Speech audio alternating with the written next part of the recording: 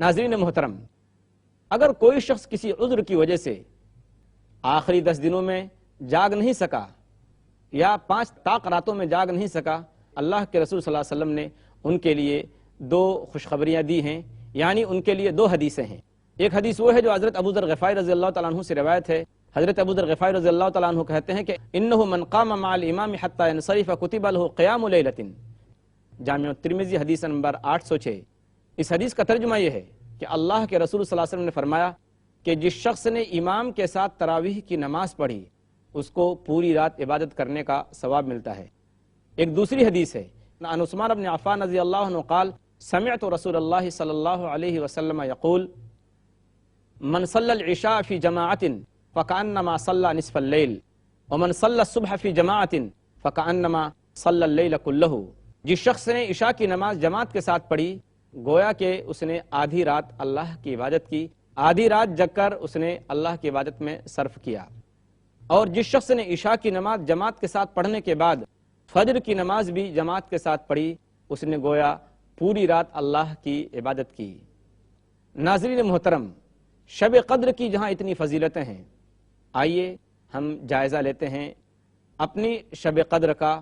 اور اس بڑی رات کا جس بڑی رات کی یہ فضیلت ہے۔ ناظرین محترم، شب قدر اللہ تبارک و تعالیٰ کی طرف سے مسلمانوں کے لیے ایک بہت بڑا انعام اور تحفہ ہے۔ اس کا تقاضا یہ ہے کہ اس رات کو اللہ کی عبادت کی جائے، قرآن پاک کی تلاوت کی جائے اور نفل نمازیں پڑھی جائیں اور ذکر و اذکار کیا جائے۔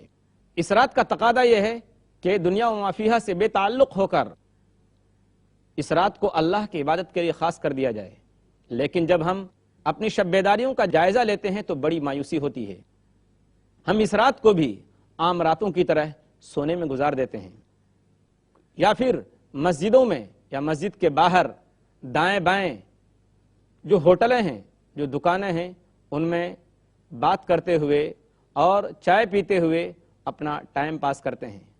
فضول، فالتو اور بیہودہ باتوں میں اپنا قیمتی وقت صرف کرتے ہیں اور اس کے ساتھ ساتھ غیبت کر کے، چغلی کر کے اپنی آخرت خراب کرتے ہیں اور برباد کرتے ہیں۔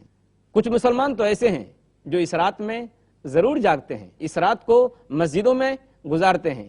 لیکن وہ صرف مسجدوں میں اونگتے رہتے ہیں، نہ تو وہ قرآن پاک کی تلاوت کرتے ہیں، نہ نفل نمازیں پڑھتے ہیں اور نہ ذکر و اذکار کرتے ہیں اور نہ دعا و استغفار کرتے ہیں۔ وہ یہ سمجھتے ہیں کہ اس رات کو جاگ لینے سے ہی اس رات کی برکت حاصل ہو جائے گی اور بغیر کچھ کیے ان کے نام اعمال میں 1000 مہینوں کا ثواب لکھ دیا جائے گا، جبکہ صحیح حدیث کے مطابق اللہ کے رسول صلی اللہ علیہ وسلم نے فرمایا عن ابی ہریرہ رضی اللہ عنہ قال قال رسول اللہ صلی اللہ علیہ وسلم رب صائم لیس له من صیامہ الا الجوع ورب قائم لیس له من قیامہ الا السحر۔ سنن ابن ماجہ حدیث نمبر 1690۔ اس حدیث کا ترجمہ یہ ہے کہ بہت سارے روزہ رکھنے والے ایسے ہیں کہ جنہیں بھوکا پیاسا رہنے کے اور کچھ نہیں ملتا، اور بہت سارے لوگ ایسے ہیں جو راتوں کو جاگتے ہیں اور انہیں راتوں کو جاگ کر سوائے شب بیداری کے کچھ بھی ہاتھ نہیں آتا۔ لہذا مسلمانوں کو اس رات کی قدر کرنی چاہیے۔ اس رات میں شب قدر کے موقع پر ہمارے مسلم بھائی سائیکلنگ کرتے ہیں اور بائک لے کر، موٹر سائیکل لے کر ادھر ادھر کی سیر کرتے ہیں، اس رات کو بھی سیر و تفریح میں گزارتے ہیں، یہ بالکل درست نہیں ہے۔ اس رات میں جو کرنے والے اعمال ہیں وہ کیا ہیں؟ ناظرین محترم، شب قدر میں حضور اکرم صلی اللہ علیہ وسلم سے کوئی خاص عمل کرنا ثابت نہیں ہے۔ ہاں، اس رات کو قرآن پاک کی تلاوت، نفل نماز، ذکر و اذکار، دعا و استغفار میں گزارنی چاہیے۔ آدمی زیادہ سے زیادہ اپنے گناہوں کی معافی اللہ سے مانگے، اپنے گناہوں پر شرمندگی ظاہر کرے اور اللہ تبارک و تعالیٰ سے معافی مانگے، رو رو کر اللہ تبارک و تعالیٰ سے عاجزی و انکساری کے ساتھ دعائیں کرے۔ خاص کر وہ دعا پڑھے جو اللہ کے رسول صلی اللہ علیہ وسلم نے حضرت عائشہ رضی اللہ تعالیٰ عنہ کو سکھائی تھی۔ عائشہ رضی اللہ تعالیٰ عنہ کہتی ہیں کہ قلت یا رسول اللہ ارأیت لو علمت ای لیلۃ لیلۃ القدر ما اقول فیہا قال قولی اللہم انک عفو تحب العفو فاعف عنی۔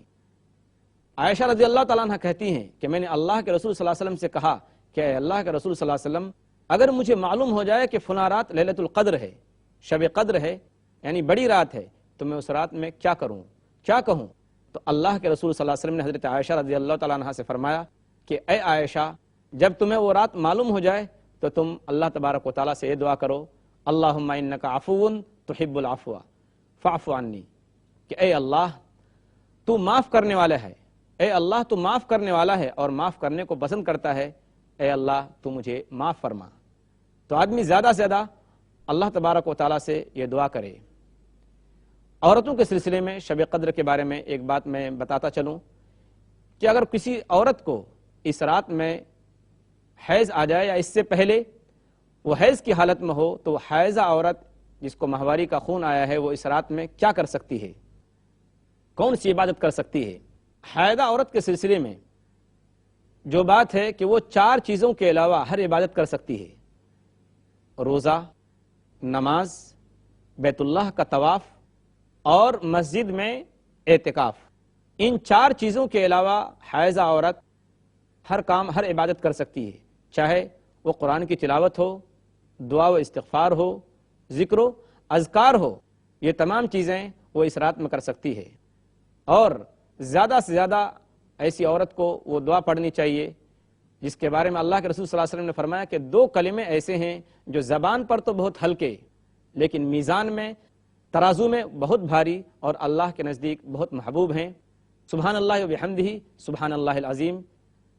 اللہ تبارک و تعالیٰ کی اس میں تعریف ہے اور اللہ تبارک و تعالیٰ کی اس میں بڑائی اور تقدیس بیان ہوئی ہے، تو یہ دعا کثرت سے پڑھنی چاہیے۔